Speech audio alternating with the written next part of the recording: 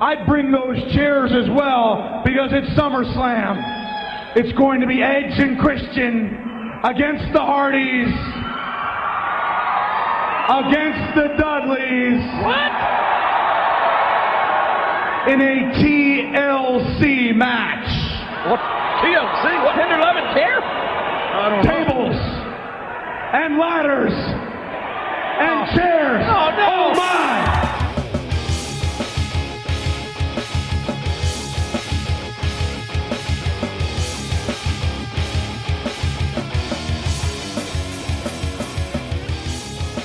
Welcome to Chef Boyardee presents Last Match Standing, the podcast where we review, relive, and rank the 100 greatest wrestling matches of all time. As always, I'm Spencer. I'm overstuffed ravioli. That's all you're going to get out of me right now. Welcome to episode number 16 of season 1 of Last Match Standing. It's a great one today. We want a quick shout out to everyone listening, whether it's on Apple Podcasts, Stitcher, Spotify. Thank you so much for listening. We're nearing the end of season 1. We're already 15 matches in. So super excited if you've followed along with us so far. Can't wait to show you what we have coming up. Also, don't forget you can go to our Ranker page, www.ranker.com/lastmatchstanding, to rank these matches on your own, because that will go into the final decision of trying to decide who is, in fact, the last match standing. Apologies, as I am a tad bit under the weather, but happy to push through for what is one of the most recognizable and memorable matches in history. And a special thanks to Chef Boyardee for sponsoring SummerSlam 2000. Yes. SummerSlam 2000, which is where we will be revisiting tonight, as a matter of fact. Chef Boyardee, I mean, come on. What's not to love? I don't know. I do love the overstuffed ravioli. I still eat it on occasion. I'm a spaghetti and meatballs straight out of the can kind of guy. Oh. Yeah, that's right. You're all loving it. I can tell. Like cold SpaghettiOs. Oh, for sure. Oh, cold. Straight out of the can where it still tastes a little metal. Oh, yeah. SpaghettiOs is where it's at. But we can all agree that beefaroni is the worst of all of them. I think that's a fact. I'm sick just thinking about it. I would not eat that out of the can. That's almost as bad as Pasta Mania. Oh. All that to say is that we are emanating live from August 27th, 2000, from Raleigh, North Carolina, at the Raleigh Entertainment and Sports Arena in what is the first ever tables, ladders, and chairs match for the WWF Tag Team Championships, with Edge and Christian defending their titles against the Dudley Boyz and the Hardy Boyz. And you know it's 2000 because both of the boys end with a Z. I was hoping you were going to mention this. You know I would. But one thing you forgot to mention, Jim Ross said at the top of the broadcast, they have a $1.1 million gate. Oh, yeah. WCW, of course, struggling at this point. We're very nearing the end of WCW at this point. So, JR, the not-so-subtle shot at making money. But to your point, JR and Jerry Lawler are the announcers here at SummerSlam 2000. And the referees, when we get down the line there, are Jimmy Corderas and Tim White. You know, the ones that are walking around making sure everybody's not dead. They look very, very concerned through most of this match, too. Absolutely. So, TLC, man. What a special kind of match, right? Oh, yeah. TLC came about because of the perfect storm of tag team wrestling that was going on. And I'm not just talking about Lance Storm. You have 3 teams who widely define WWF tag team wrestling. You've got the Dudley Boyz, the Hardy Boyz, and Edge and Christian. And this was the tag team division from 1999 and 2001. Oh, yeah. Mm-hmm. I mean, that was what it was. Many say that the match was dubbed TLC because these 3 teams were known for their 3 respective foreign objects, right? Dudley Boyz, Devon, get the tables. Hardy Boyz, even in their singles matches, always use the ladder. Use the ladder. Like that's what they like to do. They like to get to the top and fall off. I'm very happy that you mentioned this because the association with the chair was actually invented strictly for this match. Because Edge and Christian did not have a weapon. That's where the concerto came from, was to build up to this match. They started doing it about 3 weeks out and just started cracking everybody in the head with the chairs, which is a very scary move, and I'm glad they don't do it anymore. Well, No that's kidding. insane. Like, in my recollection, there is no other time where a move was invented just to build one particular match. Yeah, and they did it for years after. Oh, yeah. I mean, everyone knows about the concerto. That's an Edge and Christian thing. I mean, Edge even did it in his singles career up until they started banning chair shots to the head. And, man, we get a lot of chair shots to the head in this match. Yeah, particularly Bubba Ray Dudley. Good Lord. He takes some scary shots to the Over head and over again. I actually counted the number of chair shots, the number of tables that were broken, and the number of ladders that were used as weapons. Oh, that'll be fun. I'll save it till later. Oh, yeah, please. But just We need previewing, a little foreshadowing for you. We'll get there. But the idea of the TLC match had its origins in the tag team ladder match for the managerial services of Terry Runnels. And the Terry Invitational Tag Team Tournament. Oh, yeah. Gotta love Vince Russo with his acronyms. But it was a good match between Edge and Christian and the Hardy Boys at No Mercy in 1999.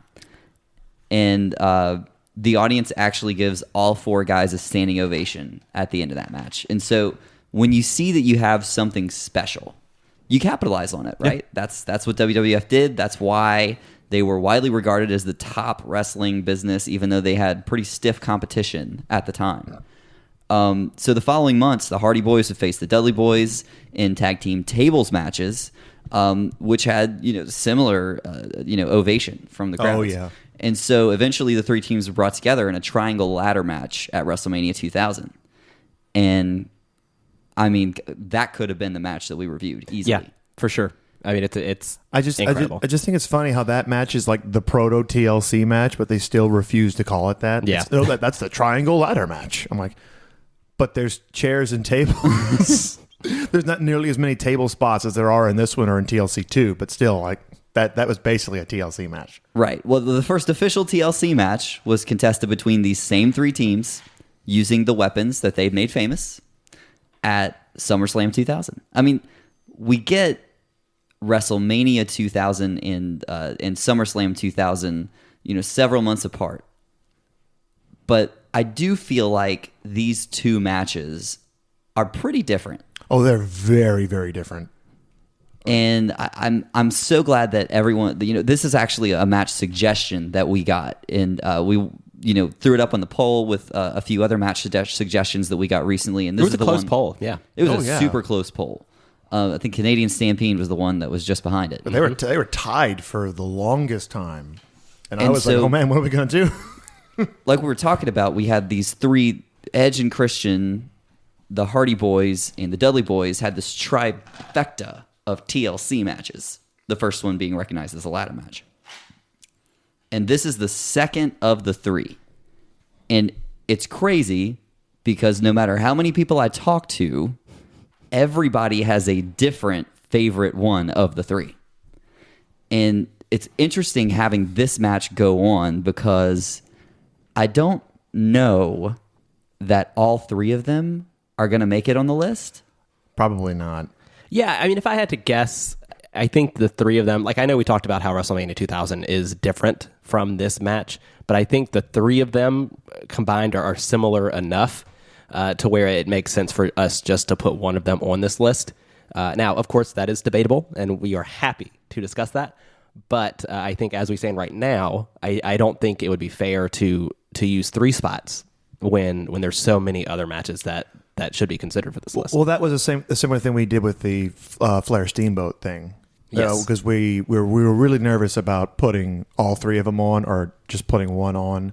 But so far, as far as I've seen, we hadn't really got any negative criticism for that. But now that doesn't rule out. I mean, it's not like we will never have repeat matches on the list. It's just for this instance, we feel like it's the best call for now. Well, we'll see. The thing with the Flair Steamboat match and with this one, honestly, is it's a similar situation because it was a series of matches within the same feud and it's telling the same story.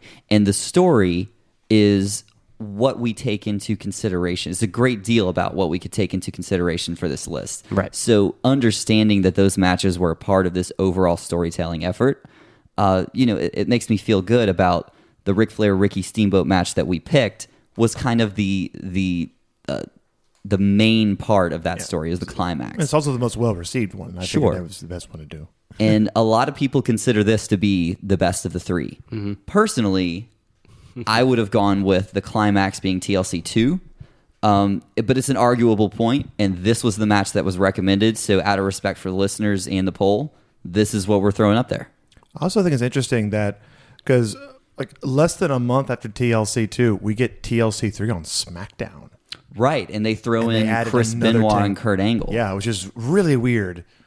A match which actually put Chris Benoit on the shelf for like a year and a half. We would actually love to know which one you like the best out of these three matches, the quote-unquote triangle ladder match from WrestleMania, this TLC match, TLC 1 from SummerSlam, and then that TLC 2 match. Which one is your favorite? Which one do you think is the best out of the three? Because we would love to know, for sure. And so we've talking about this tag team renaissance that's going on, and it has a lot to do with hardcore wrestling. But the TLC match was not altogether an original idea. So ECW, back in February 1997, had a pay-per-view called Summerslam, and they featured a tables and ladders match between the Eliminators and RVD and Sabu. I'm sure that wasn't any good. The Eliminators, for those who don't know, is the one and only Perry Saturn and John Cronus. One interesting thing to note about this match in particular, when we get all the way over to North Carolina. Where are we in North Carolina? Raleigh. We are in Raleigh. Yeah. We're about Okay. 20 minutes away from Cameron, where the Hardy Boys are from. Right. Okay, so it's not far at all. This is why Jeff and Matt are definitely, 18,000 people are behind them in this match, and it and definitely you plays can a hear factor. it. Yeah. You can hear it. When they come out last and So- then pop. But one interesting thing here. So Vince McMahon is known to give a pre-show pep talk Yep. for the particularly dangerous matches. So he'll go out there, and his phrase is, "You got to keep it spectacular, but safe." And so that's the whole deal, because you want to protect your talent. No, Oh, yeah. my Vince McMahon isn't as good as Paul's. Everybody laugh. Well, I mean, The fact that you saw what I was thinking, I wasn't even looking at you. I was just thinking in my head. All right, let's hear it, Paul. God. Paul, come on. You gotta keep it spectacular, but safe. Oh, that's good. Hey, pal. It's so good. Hey, pal. Why don't you jump off that ladder onto a bed of tables? God damn it! I don't know. I don't know if Vince had anything to do with like the actual spots that they did. I doubt it. Well, according to interviews, one Doc Hendricks himself, Mr. excuse me, Michael Hayes, it's come out in history that or recently that instead of these guys going out and just doing crazy shit, was more like Michael Hayes going, "You should jump off that ladder. You should do shit I would never do." So I think it's really interesting that we're hearing this stuff now, because back in the day, the whole thing was, "Oh yeah, man, we just went out there just trying to impress and put on a good show." And it's, were you? Or were you being told to, "Hey, if you don't do this shit, you're never going to get over"?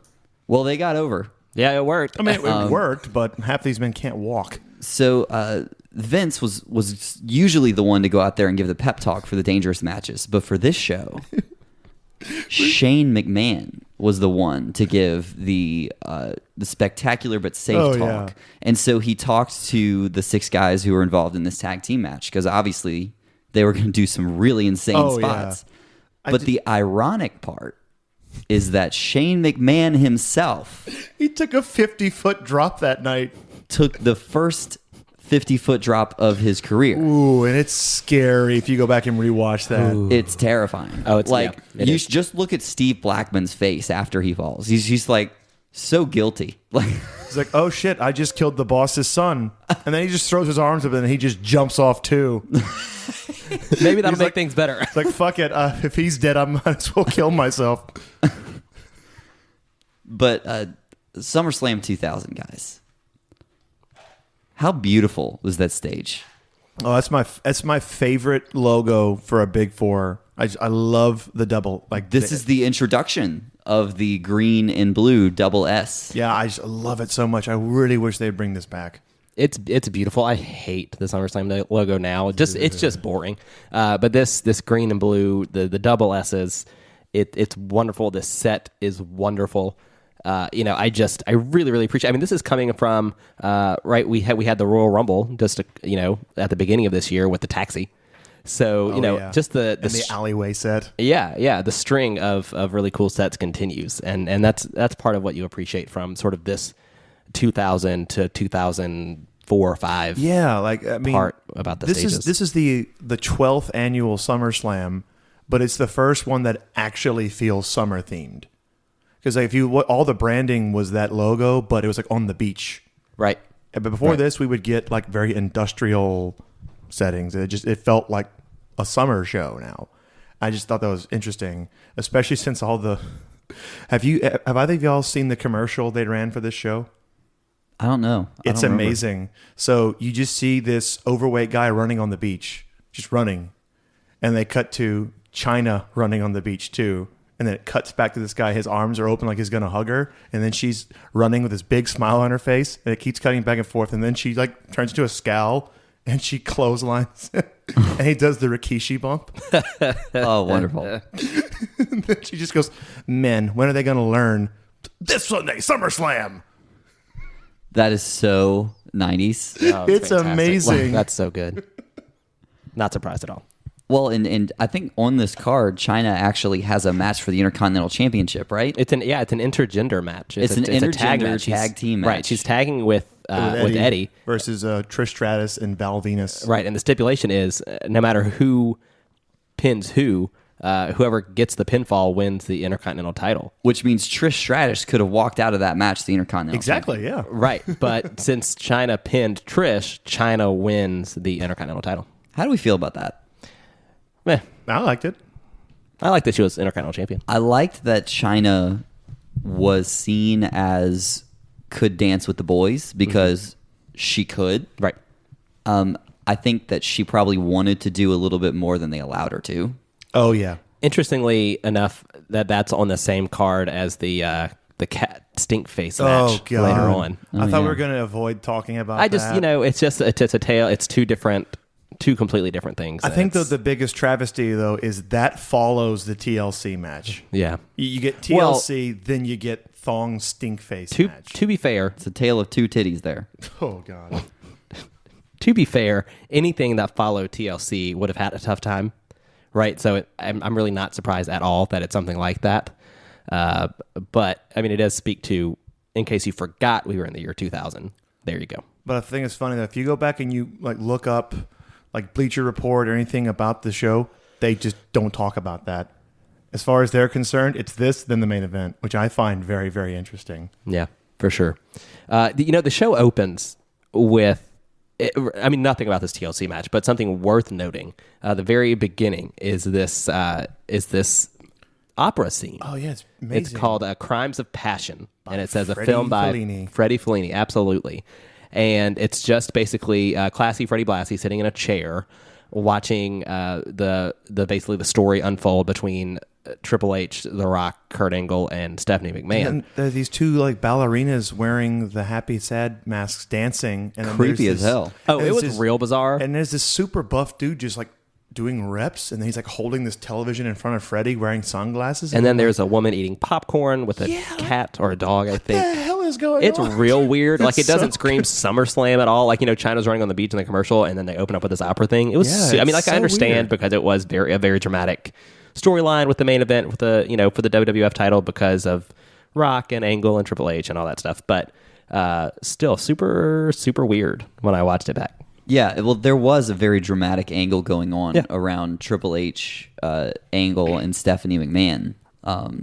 So on the weeks leading up to this match on SmackDown, I believe it was, Stephanie McMahon was laid out on the couch, and Kurt Angle went to console her and ended up in a long and passionate kiss Yeah. in which Stephanie did not fight off. Right. So it's kind of what led to this, and it's kind of ridiculous that SummerSlam is supposed to be the number 2 huge show, and this is the main event Love storyline. triangle. But it got over, It know, did. and That's true. Kurt It did Angle, get It had people interested. Kurt Angle was seen as the next big guy at was. this point, and so he's being catapulted into the main event of SummerSlam when he's only been there like A year. Yeah, He debuted at Survivor Series the year before. So he's only been there for, at this point, 8 months? Right. So this match, Foley decides to make, right? So Mick Foley comes out wearing a Dudley Boyz shirt and tells Edge and Christian, who are complaining, they're staging that sit-in strike. Because of the unfair treatment that the Hardys and Dudleys have been using against Edge and Christian, and they say, we're not moving until whatever. And Foley says, that's fine, but at SummerSlam, you're going to have the first ever TLC match. He goes, you're going to have a tables and ladders and chairs, oh my, match. I'm still waiting for when the oh my is going to come into play. It's only been 19 years. Well, if you watch the promo before this match, you get the oh my. That's all it is. That's all it is. Tables, ladders, and chairs, oh my, on repeat for 60 seconds. The first 30 seconds is just concerto shots, and it's like, ugh. Every single one is like, I shudder every time. And this is the WWF World Tag Team Champion run for Edge and Christian. Mm-hmm. The benefit of flash photography, Edge and Christian. Yep. The super comedy heel, Edge and Christian. Mm-hmm. It's fun to watch. I got to ask, what was the two of you, if you remember them, what was your favorite 5-second pose? It's really hard to pick. I mean, it's...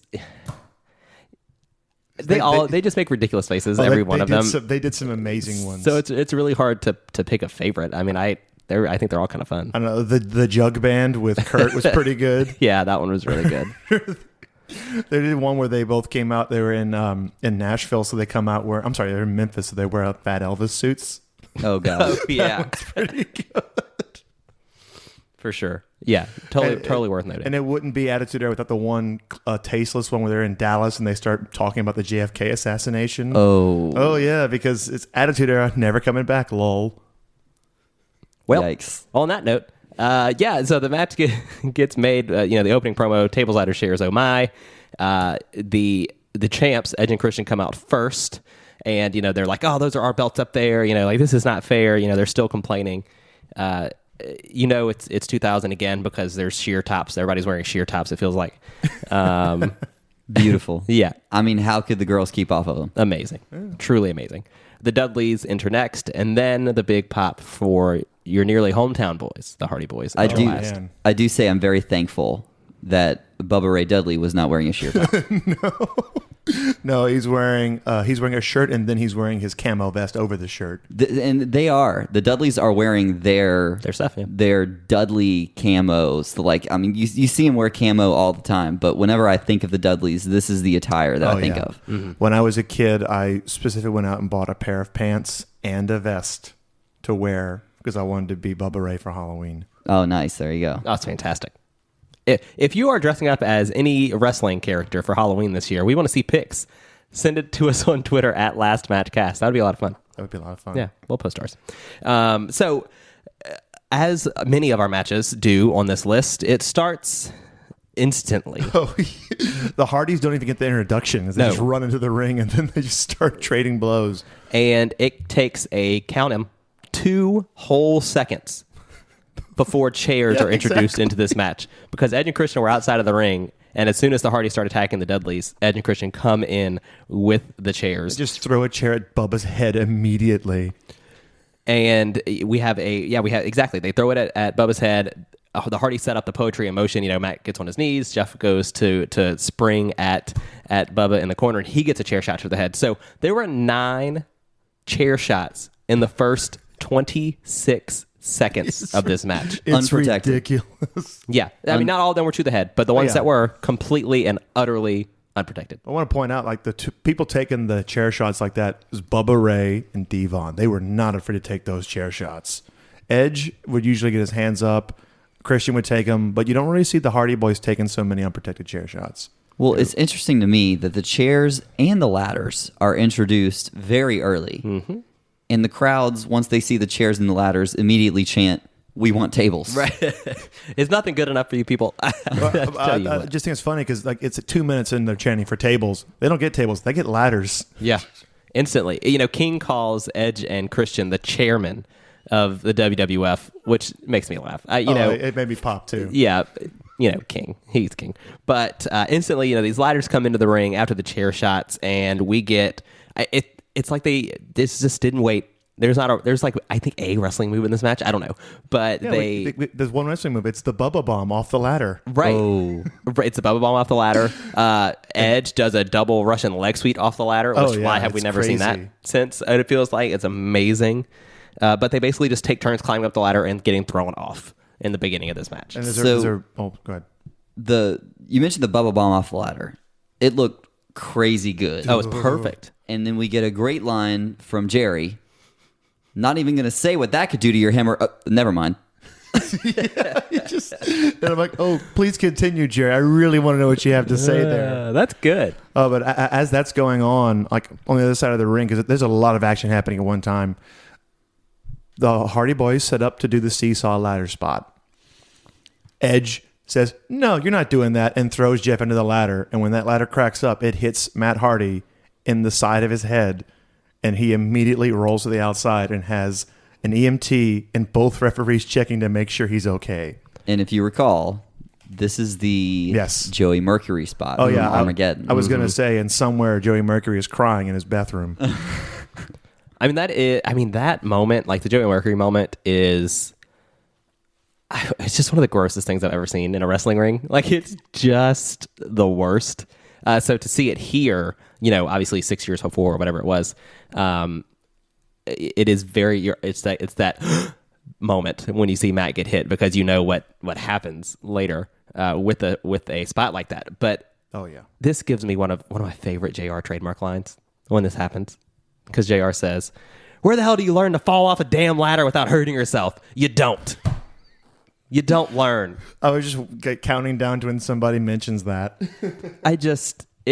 Every time JR gets defensive about, professional wrestling and learning how to fall, man, that just injected into my veins. It's the best. Oh, man. And then without even missing a beat, we get 3D through a table. Yep. Just like boom, immediately. We're 4 minutes into the match, by the way. All these things, we're 4 minutes in. Yeah, because the match is boom, boom, boom, boom. Yeah, exactly. I mean, it's, and a lot of people will complain that this match made it on this list whatsoever, because it is a spot fest. And there's not a lot of psychology in this match. You just got to be honest about it. I disagree. I think there is a lot, because we don't see a lot of take a big move and is back up and in the ring. We see a lot of takes a big move, is out for a few minutes, comes back, and then gets their shit in, then they take a big spot, and then they're out. It's not... The TLC 2 had a lot of just big spot, I'm back up in 10 seconds, take another big spot, I'm back, because they have to get through all these spots. And I really enjoyed how this one kind of didn't do that. Like, Christian takes a 3D through the table, and then he's out for 5 minutes. The pacing is there, for sure. But what's the story here? The story here is that the Dudleys and the Hardys want to kill Edge and Christian, and they brutalize them with ladders and tables.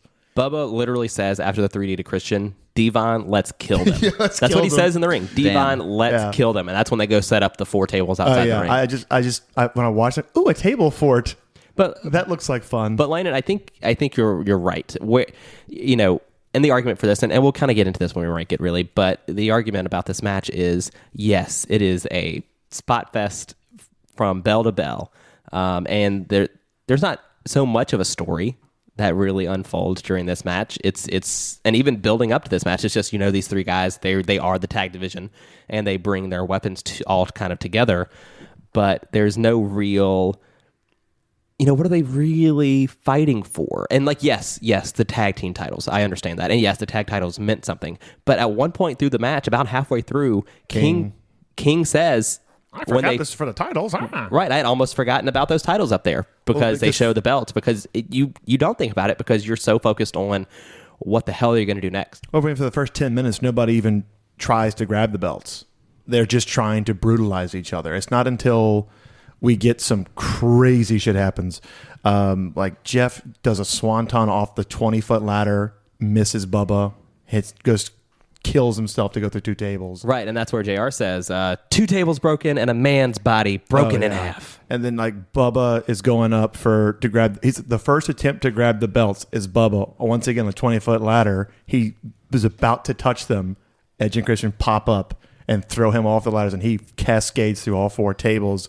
And that was one where I'm like, well, Jesus Christ, we're 10 minutes in This match is 22 minutes long. I mean, this match legitimately from bell to bell is 14 minutes and 49 seconds. That's it. It's 14 minutes and 49 seconds. And by the time Bubba's thrown through 3 of the 4 tables, because one of them doesn't break. Well, they never go through all 4. Right. Well, yeah, it never happens. And I mean, let's talk about how dangerous that is. Because we've seen it, you think Shawn Michaels with the last man standing match at the Rumble. You think of this one.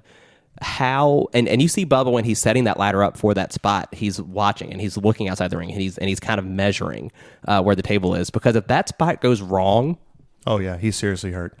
But if you miss the tables, it's going to be really bad. But if you think about it, with the double table setup, it's one of the safer spots you can do, because those first 2 tables break your fall. And the second ones are kind of like, you're still going? Okay, now you're not moving anymore. Exactly. It's actually fairly safe. Right. Now, that's not even the scariest so yeah, so spot that's of what the I'm saying. match. So the dangerous part is if you hit the tables. I mean, Exactly. that's the scary part. if you miss the tables. Right, yeah, right. But the actual scariest part of the match to me was when Matt Hardy fell backwards. Yeah. So whenever Bubba is pushed, he fell sideways. He could control where and he he fell. jumped. He was able to jump and control the fall. Matt has to hold onto that ladder. Matt just has to hold on and trust that he's going to land where he needs to. And the back of his head was inches from hitting the guardrail. But you notice, as soon as he hits those tables, Edge is on the outside of the ring. Like, hey, Matt, you good? All right, I'm going to keep going. And then it's the point where Lita comes out, because Edge and Christian are on top of that ladder. They have their hands on the belt. Lita runs out, gets the loudest pop of the entire night when she pushes the ladder over, and both Edge and Christian crotch themselves on the top rope. Right. And that's what leads to Matt getting into the ring, getting thrown through the tables, because Lita's checking on him. Yeah, When 'cause- Edge spears Lita, and Lita hits the back of her head on a ladder. And you can see Edge, when he spears her, he stays over her for a second. Oh my God, are you okay? Yeah. You're okay? All right, I'm going to get back in the ring. I'm going to kill your boyfriend real quick. And so it was somewhere in this, I don't know if maybe it was, because he speared her so hard, maybe he talked to her backstage, but you do get, and this is going into the personal lives of these folks. Mm-hmm. Edge, Christian, Lita, Matt, and Jeff worked very, very closely together during this period of time for a long time. Mm-hmm. And Adam and Amy get pretty close. Yep. Oh, I was hoping we were going to avoid this territory. You knew with Landon we were not going to avoid this territory. No. This is his girl. It's my girl. We had to go there. As much as I love Lita and Matt, her heart went a separate way. Oh, Okay.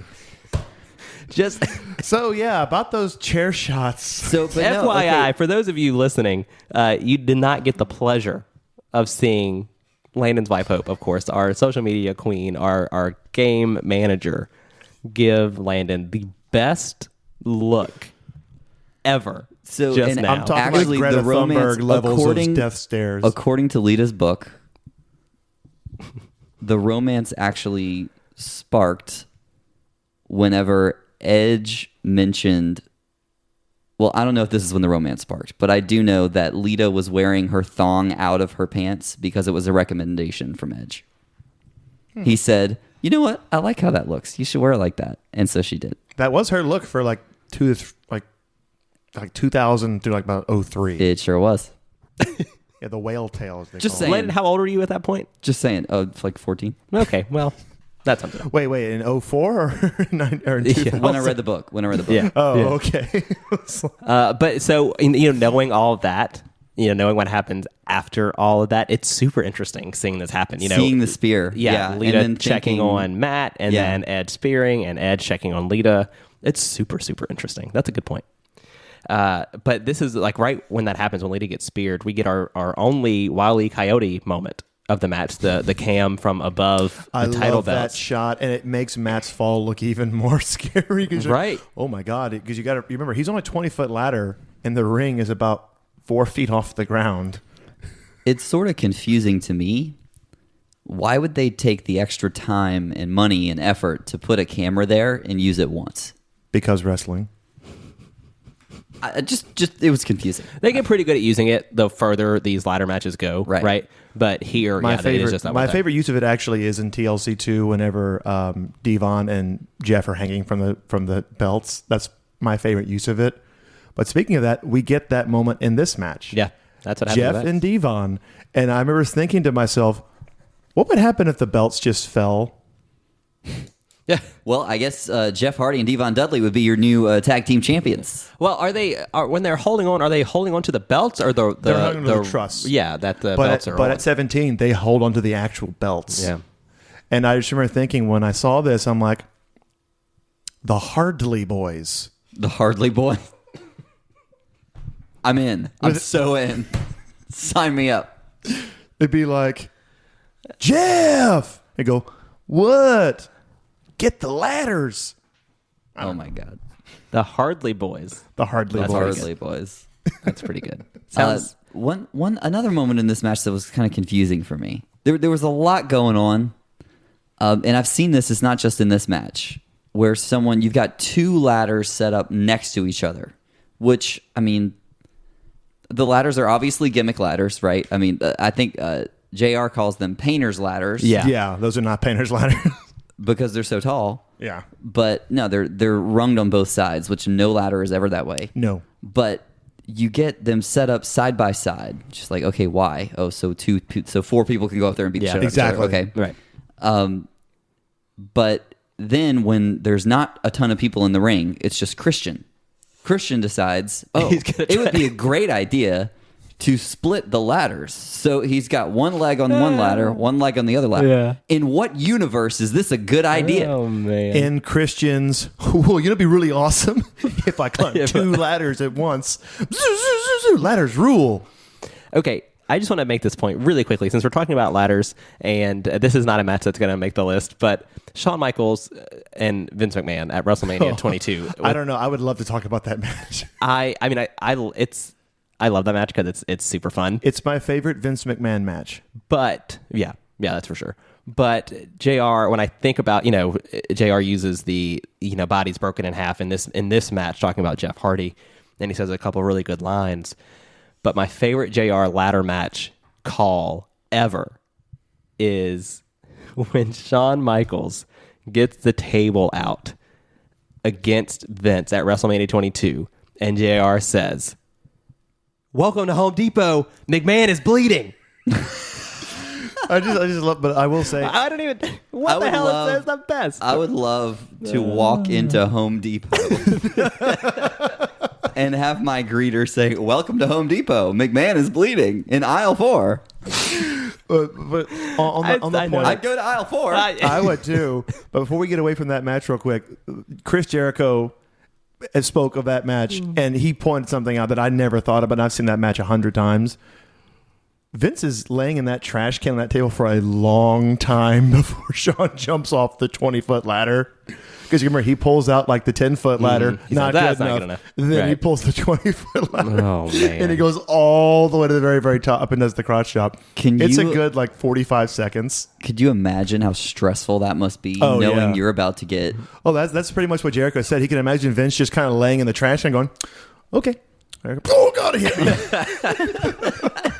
Because he's just laying there with his arms crossed, waiting because you can't see it. So he's just tense, just waiting to be killed. Oh man, I guess he could probably hear the crowd and maybe kind of judge. I don't know. That but trash can probably maybe not. I don't That's know. so funny. Anyway, sorry. It was worth noting. Yeah, no trash cans in TLC. Yeah. So back to this match. After Jeff and Devon are hanging up there, Jeff and Devon are sort of like kicking at each other when they're hanging from the top. Jeff kicks Devon off, and this is another moment where he is only a few inches one way or the other from breaking his neck when he lands. Yeah. He's really like he lands Scary. pretty high on his back, and it's just another one of those scary. like, why are we doing this?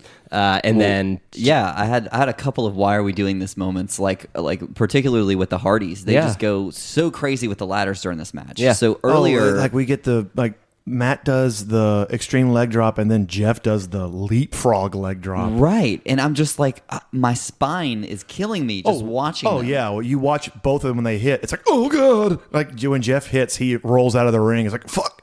and like it's a wonder why Matt's hip bone has fused to his leg, and he's like 2 inches shorter than he used to be. When Jeff Hardy is the last one hanging from the top, Edge and Christian get a ladder and they hit him off, and they hit him almost like right in the groin. Yeah, I was thinking. I think I actually preferred Jeff getting speared, because at least when he's getting speared, he's not getting hit in the crotch with a ladder. Agreed. It was gross. Yeah, it was like, just oh, a God. painful look. And that ultimately it clears the ring finally for Edge and Christian amidst the massive boos to climb My up and gosh. retain their WWF Tag Team Championships. So, I'm glad you mentioned that Edge and Christian retained. Yes. Do you know the original booking decision was? Did it have anything to do with right to censor?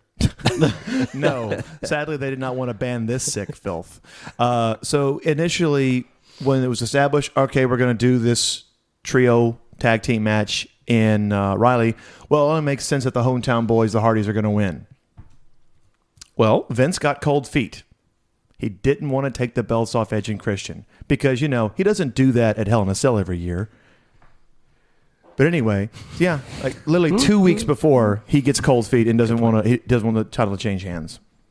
Yeah, and so Edge is actually not a fan of the decision. No, he didn't like it. Yeah, he very much thought, I thought that sending the fans home happy is something you need to do, and this would have been a really great moment for them. And honestly, who knows what would have happened? Yeah, another story I heard is that if you pay attention, every other belt changes hands that night, except for the world title. Wow. That's a good point. Yeah, that's true.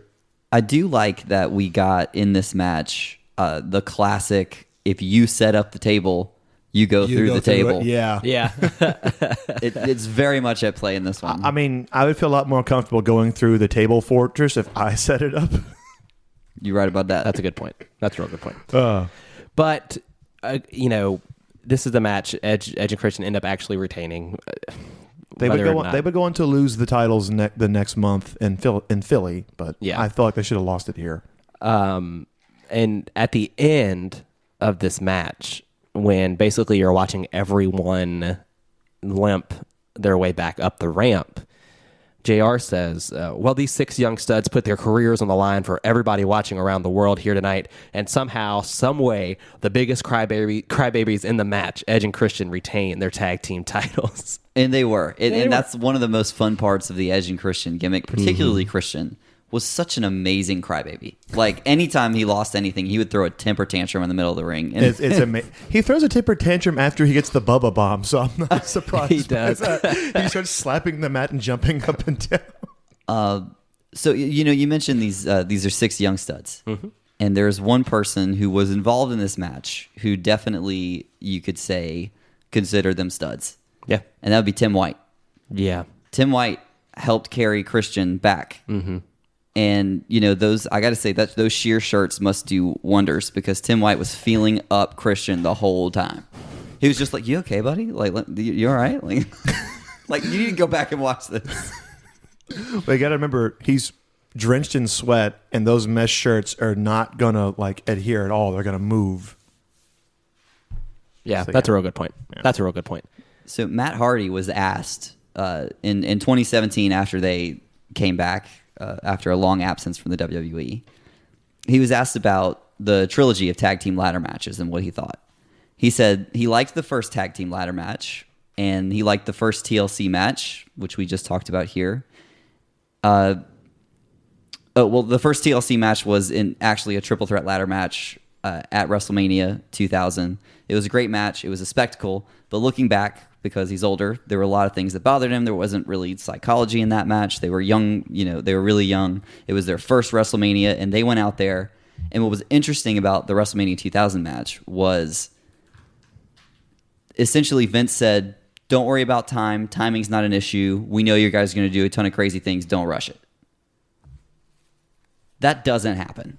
No. So Matt says, we were literally given a spot on WrestleMania and told not to worry about time. That's not a real deal. The match is great. It was a spectacle and one of my favorites. SummerSlam that year, it got a little better.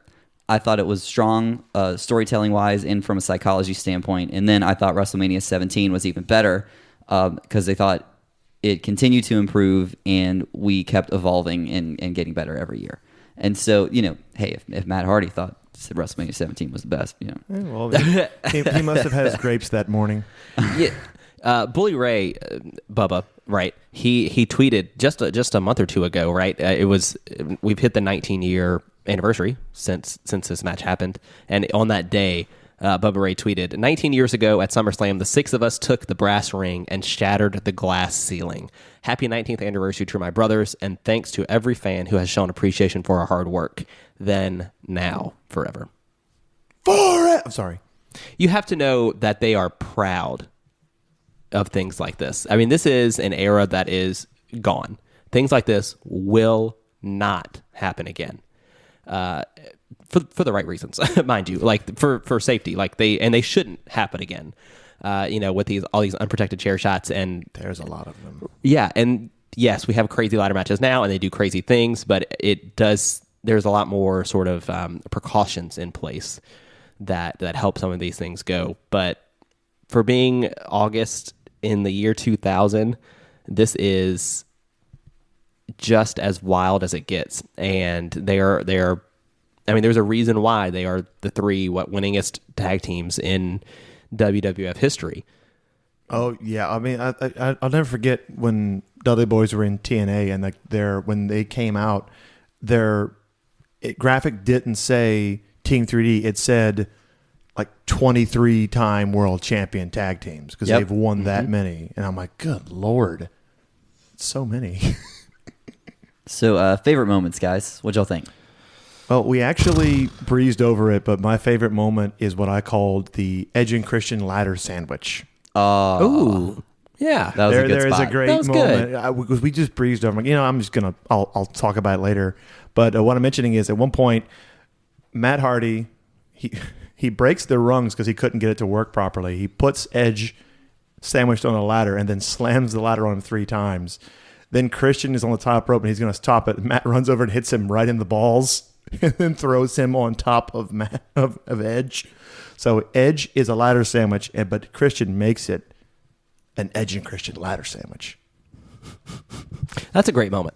I love That's a great one. Part of me is like, that's so cheesy, but I love it. Yeah, I think my favorite, and there's so much that happens in this match, but I really like the Matt Hardy falling backwards because it's breathtaking. It's scary, and I don't want anyone to ever do it again, ever. But if I'm going to watch it, it's that moment unreal. That moment's up there with at WrestleMania 31 whenever Ambrose did the same spot, but his landing was way scarier. Yeah. Oh Yeah. my God. Yeah. It was very scary to watch that.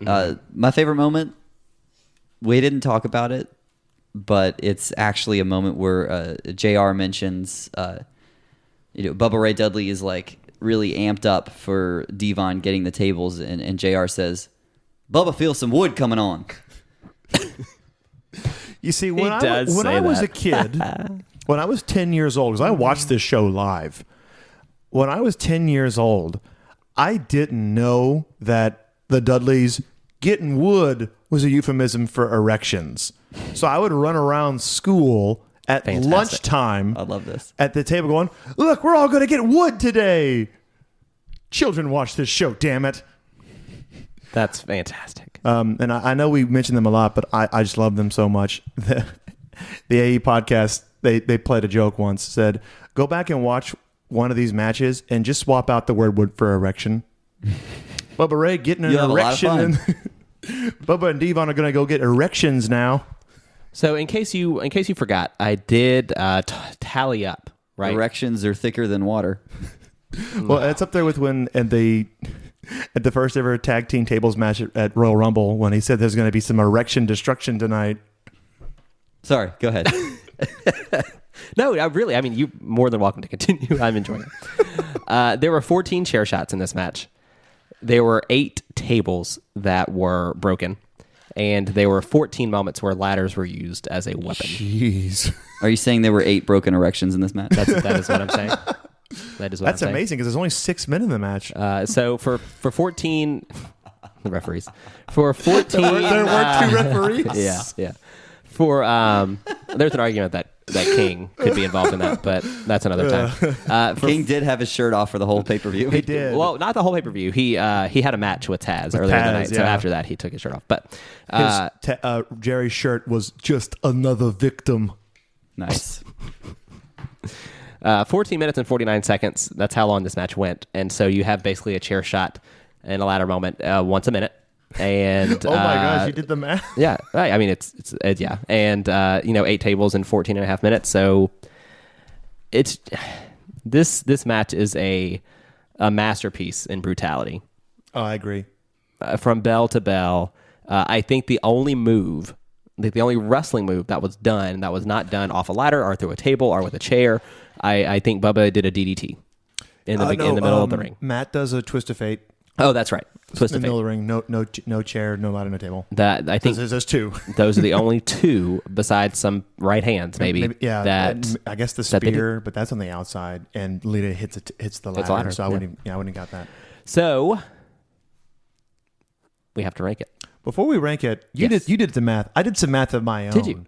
So remember how I mentioned that they had a $1.1 million gate? Yes. Well, they had roughly 18,000 people in the building. So how which expensive were means tickets? The average ticket price was $61. Huh. That sounds about right, actually. I could And buy I'm that. like, I would pay $61 to go see SummerSlam. Right? Yeah, and when you think about how expensive, the floor seats probably are, even if, right now you pay $60 and you're sitting in a very average seat probably. So the average seats were probably closer to 40 or something around that time. Yeah, but well, it balances out. We with, paid $60 to sit on not the floor, but the first section up at SmackDown. Right. Yeah. Right.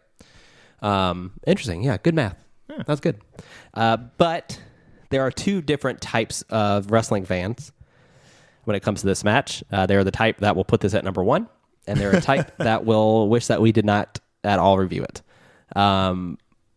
which puts us in another tough spot. But 16 matches in, the first question, of course, that we have to ask ourselves is, does it crack the top 10?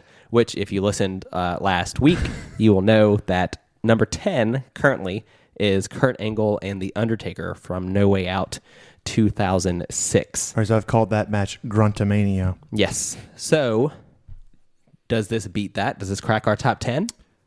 As much as I love this match, no. I do not believe it breaks the top 10. I do believe that it belongs on the list. It doesn't belong in the top 10, and it's probably not going to go past Angle and McMahon for me. So I think it belongs on the list, but Absolutely. I'm not sure how high this one can go just based on the fact that,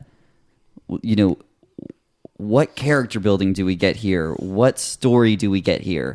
I mean, there's a lot of awesome moments, and I do love this match, and I consider it to be, something that I want to show everyone who's just getting into wrestling for the first time, because there's nothing like it. Oh, yeah, I feel like this is a great first match to show. I mean, just check this shit out. Yeah. Kind of how crazy is this? It's much better than my original first watch. Oh, man, we should watch Hell in a Cell.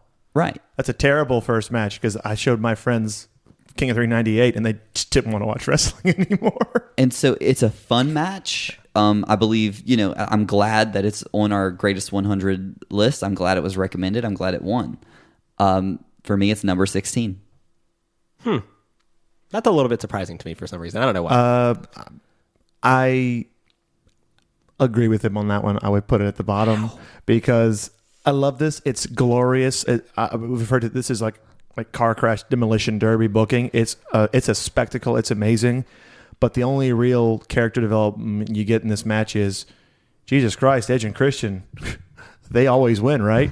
Well, okay, we're talking about character development. That's not the only thing that we measure things by here. Oh, exactly. Let's look at number 15. Okay, so Paul and I are both very much, considering it needs to go at the bottom. But if we look why we think it needs to go at the bottom, you have Kurt Angle versus Shane McMahon in a really amazing match, which had some over the top moments. Oh, it had some hardcore elements to it, just really like did. this one did. And it was unintentionally a hardcore moment. It was not Correct. supposed to be. It was supposed to be just this like street fight, and it turns into a literal bloodbath. But there was also some really interesting technical moments. There were some yeah. reversals. There's that beautiful angle slam from the top rope.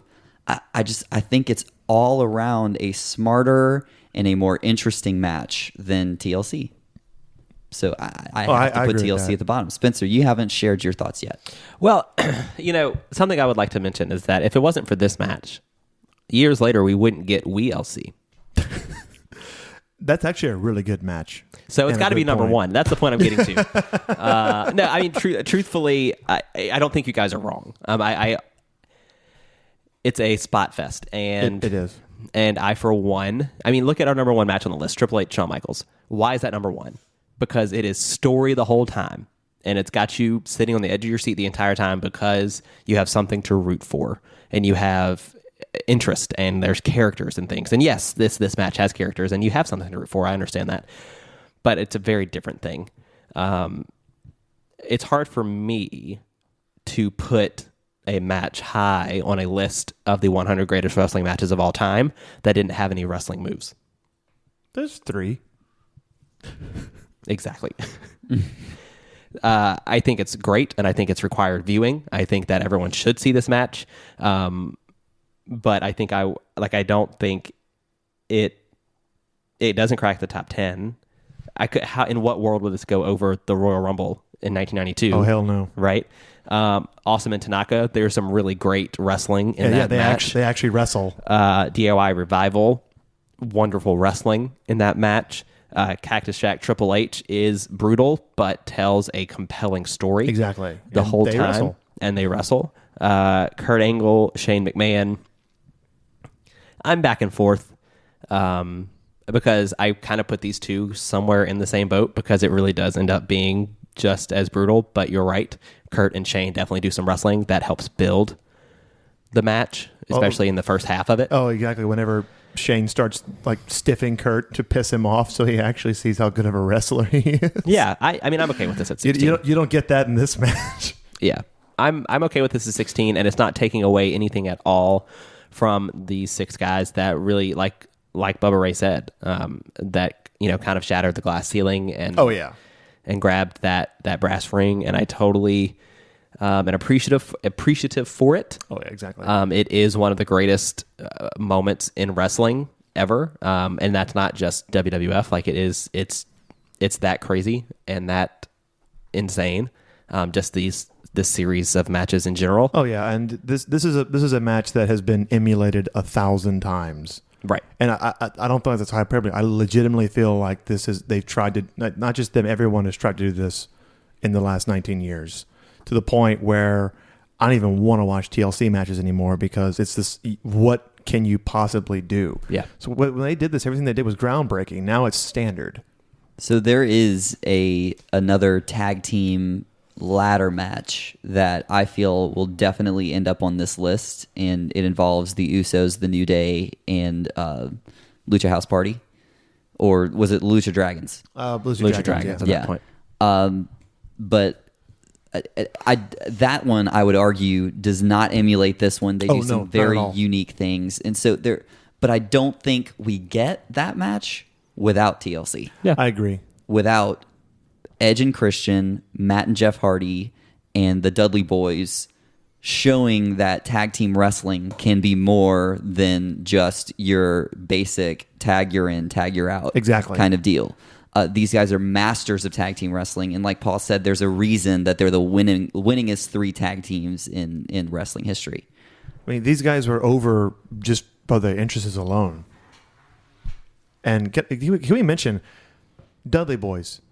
Favorite music of all time. That's my favorite walkout music for not even a tag team, just in general. It's hype music for That's sure. up there with the Dude Love theme as my favorite walkout music.